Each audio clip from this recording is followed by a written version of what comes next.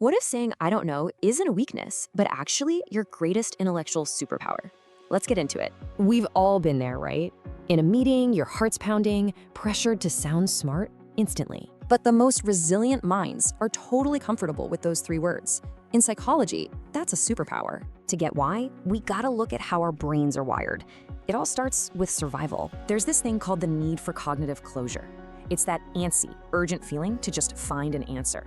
Not having one triggers your brain's alarm system. You know that little spike of anxiety?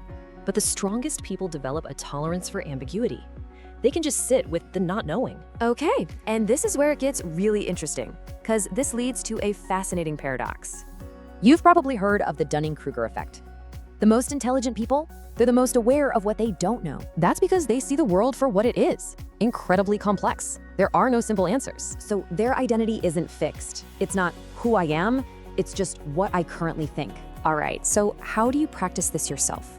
Here's a quick playbook for those high-pressure moments. When you feel that pressure, the first step is simple. Just pause. Let your logical brain kick in. That one pause shifts you from performance mode to recovery mode. You stop worrying and start really thinking. So instead of faking it, just reframe your response. You're signaling a commitment to truth, not ego. Over time, this builds a stable sense of self-worth based on pursuing truth, not just being right. And all of this really points to the true power behind that initial pause: silence. See, silence isn't a void, it's a workshop. It's the space where real thinking actually has room to grow.